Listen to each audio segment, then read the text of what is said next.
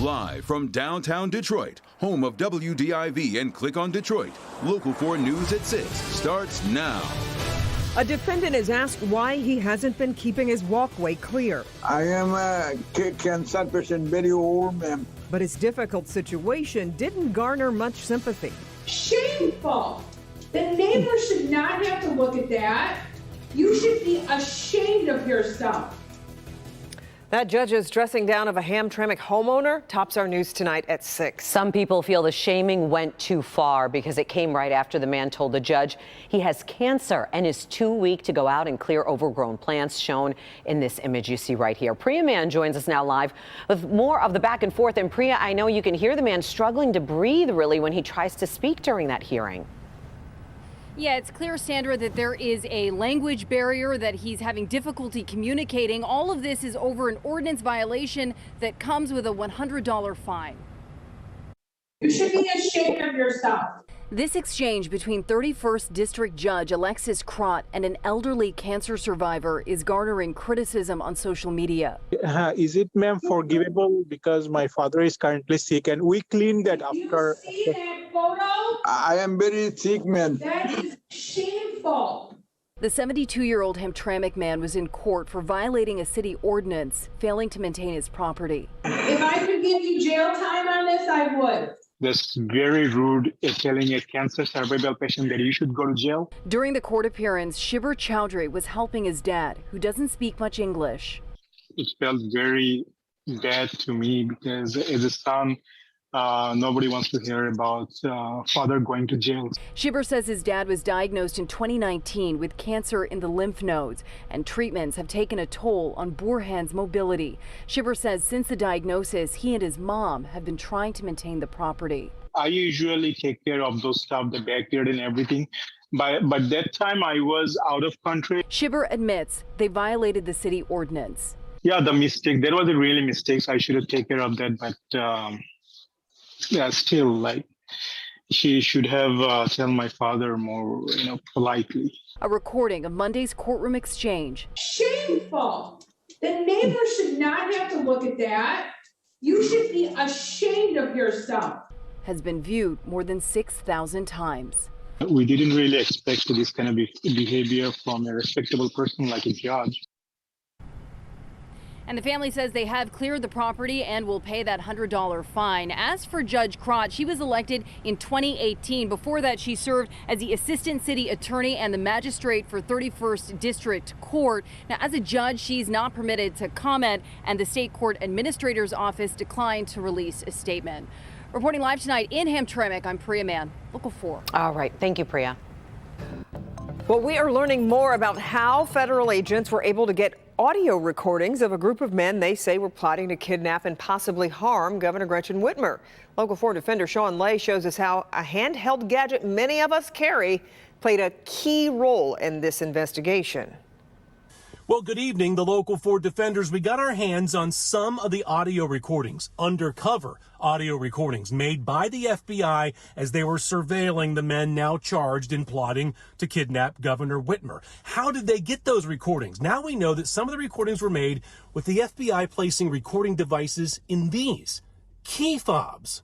The key elements in the government's case against the men charged with plotting to kidnap Governor Gretchen Whitmer is evidence gathered by undercover informants who infiltrated the group and trained with the men. Training videos were made, photos taken, maps drawn, and conversations were recorded between the men and the informants who were working for the FBI.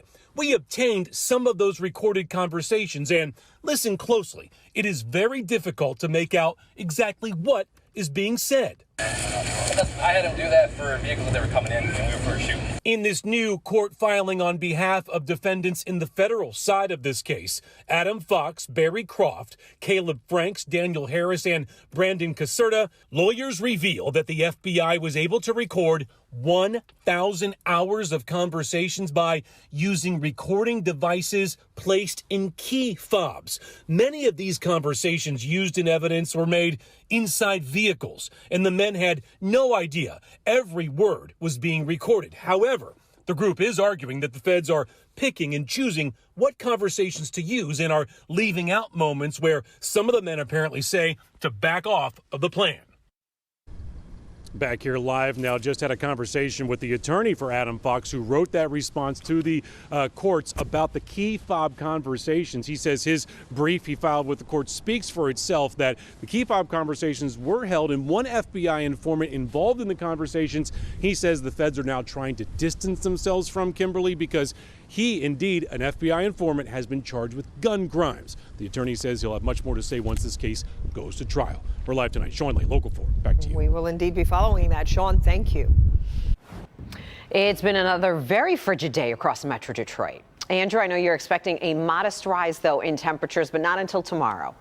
That's right, Sandra and Kimberly, and that rise actually occurs while many of us are sleeping. Winds have already turned and they've come from the south, but look at how low temperatures were this morning. The coldest air of the season and the year still upon us, and that brought our low temperatures down to -2 in Lapeer, -1 over in Ann Arbor, while it was 6 for a morning low over at Metro Airport. And it felt even colder than that, with wind chills easily around -10 or lower.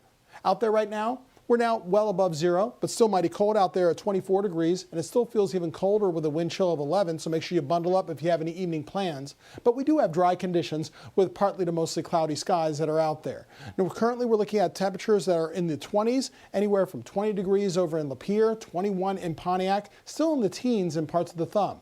But look at how temperatures actually rise with those southerly winds. By the time you join us tonight at 11 o'clock, temperatures will be in the middle, even upper 20s, and then we rise close to 30 degrees by dawn when you join us on Local 4 News today. And it does remain dry. So where do temperatures go from here if they're around freezing tomorrow morning? We'll talk about tomorrow afternoon's highs, but also the chance of snow in your 7-day forecast. Remember, you can track Storm Tracker 4 temperatures just like we do here at Local 4 inside the weather office with the Local Forecasters app. It is faster, easier, more accurate, and it is free. The Local Forecasters app, search WDIV in your app store. Turning our attention now to the coronavirus, Michigan public health officials updated the state on the pandemic today. Right now, 107 Michigan children are in the hospital with COVID. Pediatric admissions are 66% higher than they were the week of December 20th, and children aren't the only concern. The rate of hospitalization in the state is increasing in all age groups, with the highest ages 20 to 29. Officials say the people who are sickest are either unvaccinated or unboosted. And those pediatric numbers we just mentioned are really what's separating this Omicron wave from the others. Today, Michigan Medicine and C.S. Mott Children's Hospital sounded the alarm on their situation and the impact it's having on their ability to care for kids.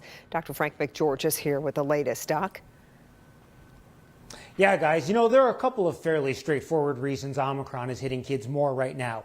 Widespread in-person learning simply means more contact between kids, who of course can spread it. And then the dramatic increase in transmissibility means any weak spots in protection are going to lead to infection. Our current pediatric COVID hospitalization number has more than doubled since the surge started in December. We are seeing some of the highest numbers that we've ever seen in children. And this is a national trend. Dr. Erica Newman is a pediatric surgeon at C.S. Mott Children's Hospital. We are deeply concerned about children in our state and in our community and our ability to take care of both children with COVID and non-COVID conditions. We have never seen this many children hospitalized with COVID-19. Luann Ewald is the chief operating officer. I am very worried. There's a very real chance that we won't have enough beds to care for these critically ill children if the spread of Omicron continues to increase. As we know, specialized care for pediatrics and children is not available in all parts of Michigan, and we serve as that resource. As of this morning, our cardiac ICU was 100% full, and our pediatric ICU, we had 2 beds left out of 23. So that was as of this morning. My guess is that both of those ICU beds are full at this moment. So here's the bottom line plea from Mott Children's Hospital. If you have children old enough to get vaccinated, get them vaccinated. The ripple effect that pediatric COVID admissions is having on the care of non-COVID patients is just profound. Important surgeries are being delayed, and specialized care that's available only at Mott is being turned away because they are simply too full. Just curious, Dr. McGeorge, any idea how many surgeries have they had to cancel? Yeah, well, according to the officials there, since the start of December, they've canceled or postponed at least 250 surgeries. And in fact, Dr. Newman, that's the pediatric surgeon, she also pointed out another interesting problem. With the spike in Omicron, about 30 to 40% of the pediatric patients that show up for surgeries are actually testing positive for COVID, which also then delays their procedures. Yeah. All right, it's a dire situation. Dr. McGeorge, we appreciate it so much. We've been showing you just about every day these long lines of people waiting in their cars to get tested for COVID, some for 2-3 hours at a time. But we asked Governor Whitmer today what can be done to help meet the demand for tests. What we know is that we have placed an order with the federal government to get more tests into Michigan. We've made supplies available to, our local departments of public health.